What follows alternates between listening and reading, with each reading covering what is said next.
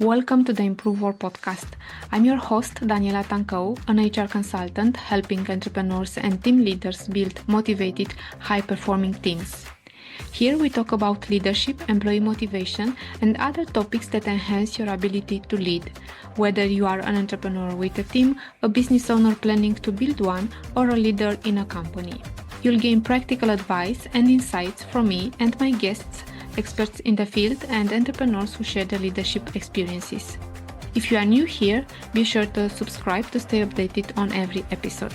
Let's dive into today's topic. Hi everyone, welcome to the Improve Work podcast. I appreciate you being here. If you find the podcast helpful, please subscribe and rate it to help us reach more people.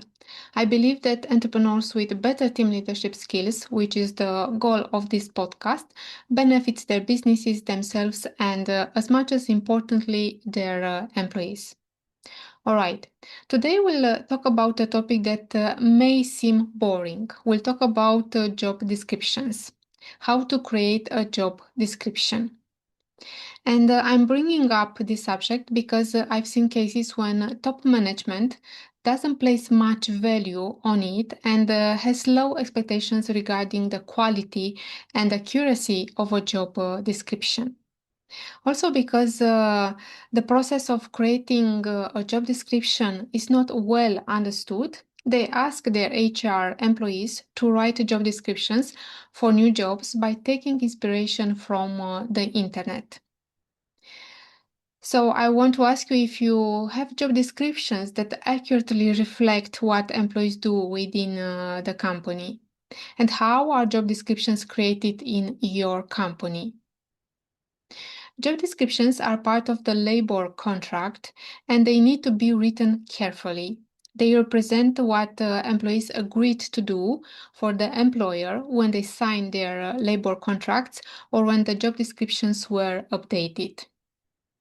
They are also the main document used to establish the hiring criteria and requirements, and they serve as a basis for performance evaluations as well.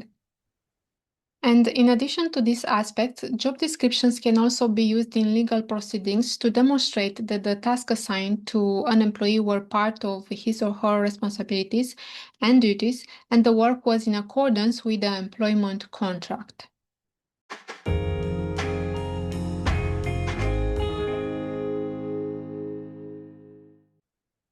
Job description sets candidate expectations and understanding of a job offer. Hiring well starts with having a good understanding of what the new employee will do in the company, what his or her responsibilities will be, and what their role will be in relation to the other member of the company. And based on the activities and responsibilities that are part of the job, the qualifications, experience, skills, and competencies are determined and set as requirements for that particular job. This good understanding of the role cannot come from the internet. It comes from those who requested the job, right?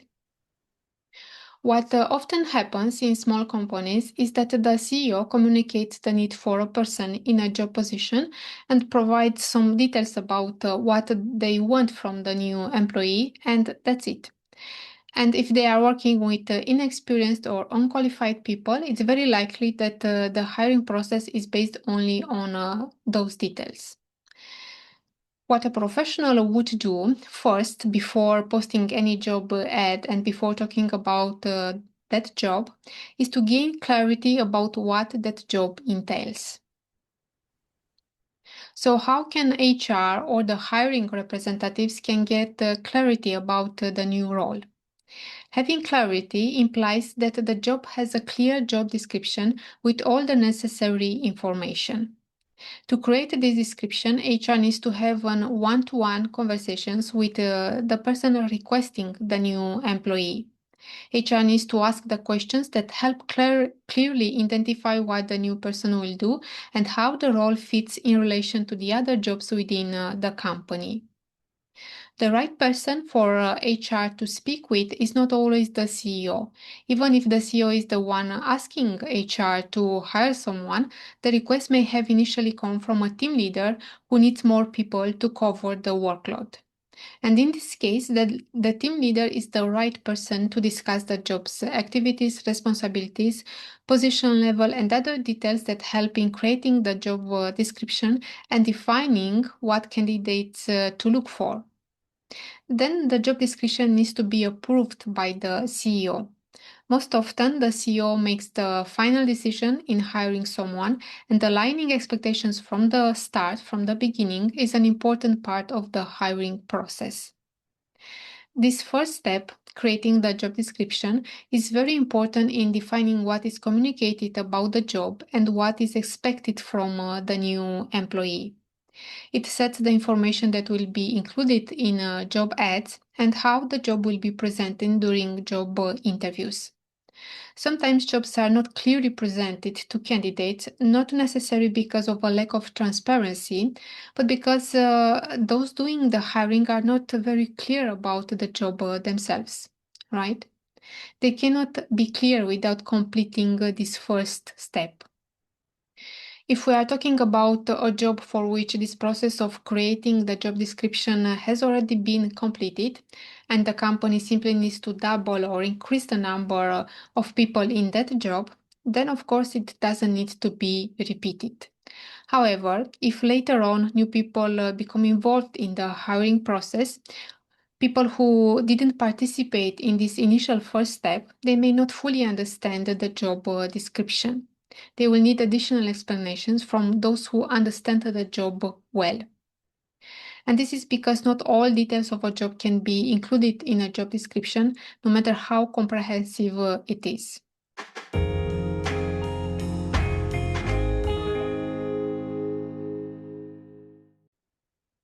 The job description is a reference for performance evaluation. Performance evaluation forms need to be designed based on the job descriptions that employees have. And the performance criteria can't include the skills or competencies that are not included in the job description of the employee being evaluated, right? For example, we should not assess the ability to be a good negotiator if the employee is, for example, in a technical position that doesn't involve external communication with clients or customers. Also, an employee should not be evaluated for activities that are not part of his or her job description. This is a mistake for multiple reasons. So, for example, this task should be an exception, not repeatedly. The employee wasn't hired for this task.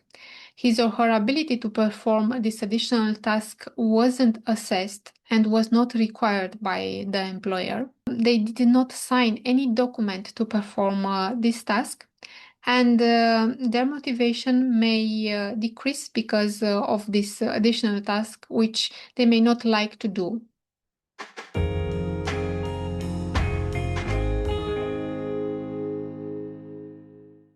Let's discuss about the situations when a job description needs to be updated.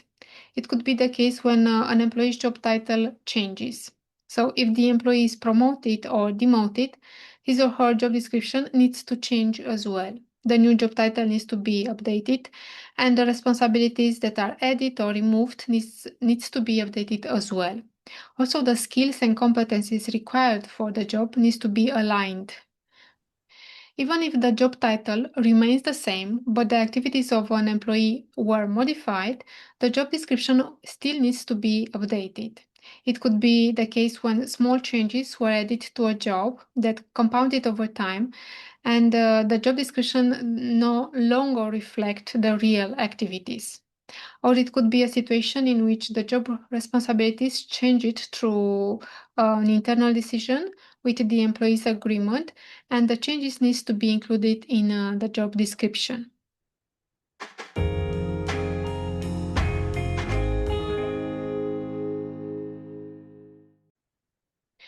Is employee agreement required to change a job description? Yes. Since the job description is part of the work contract, yes, the employee needs to agree to the changes. Even if the laws in your region allow you to make changes without the employee's consent, I still recommend to discussing the changes with the employee. This is very important for their motivation. If the changes are not aligned with what they want and they are obligated to complete tasks for which they didn't sign up or don't like, they will be dissatisfied with the changes and become disengaged or show their discontent in ways like complaints, looking for other jobs opportunities, or negative attitudes.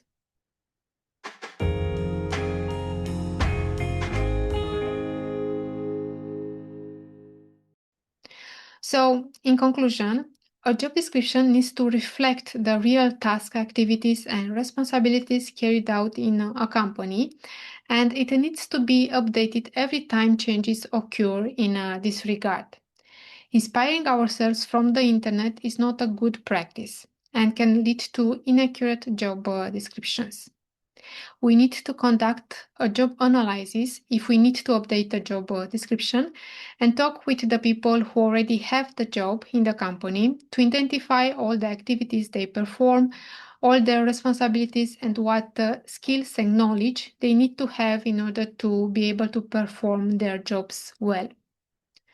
Also, if we have a new job, meaning that we don't have another employee in that role, the job needs to be designed. And we do this by talking with those who requested the job to understand why they need the new person, the new employee, what that new employee role is, what activities he or she will perform, and all the other necessary information such as qualification, educational level, skills, and competencies they need to have to be able to perform those roles.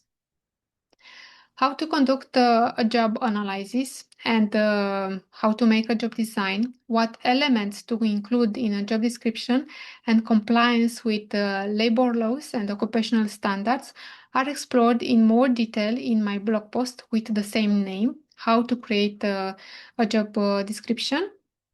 You'll find a link to this blog post in the show notes. Thank you so much for watching. This means that you are on Spotify or on my website. And thank you for listening if you are on another podcast platform.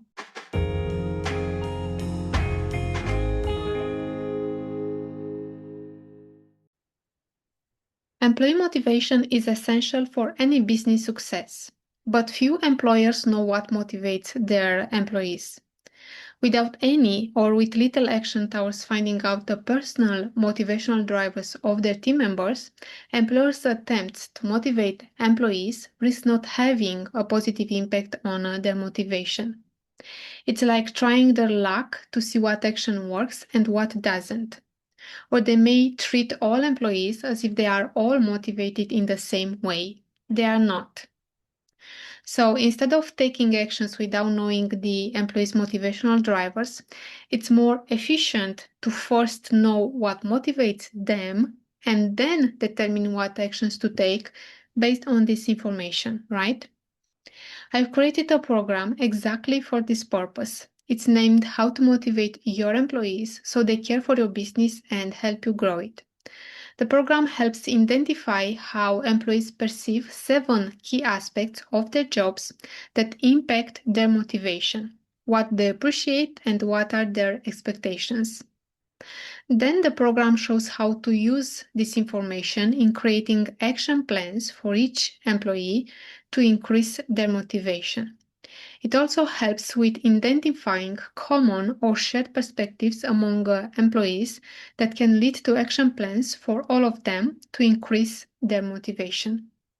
If you join the program, you receive recorded sessions that help you understand what you need to do and why, a framework to conduct individual interviews with your employees, and my direct help through live coaching sessions where you can address your questions and receive support in implementing the program. If you are interested, book a call and let's talk more.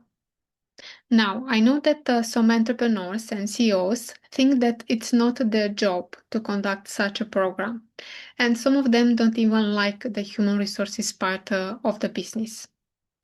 If you find yourself in one of these situations, I can say that the role of a team leader requires having knowledge about employee motivation. Leading means not only organizing work, but also motivating team members to do that work. Understanding what impacts motivation, which is covered in this program, and discussing these aspects with employees will help you create stronger connections with them and understand what actions will increase their motivation. And although you'll spend time on this program, you'll gain it all back through the advantages that motivated employees bring to a company. I'm sure you know that motivated employees perform better and achieve better results than those who are disengaged. They also have more positive attitudes towards their jobs and the company. The work environment has less conflicts and is more collaborative, and they tend to stay longer with the company. These are major benefits that will help your business thrive. So book a call and let's talk. Thank you so much for watching this episode. If you found value in this podcast, one way to support us is by subscribing. For more tools and insights to enhance your leadership skills and your employees' motivation, visit my website at improvework.ro.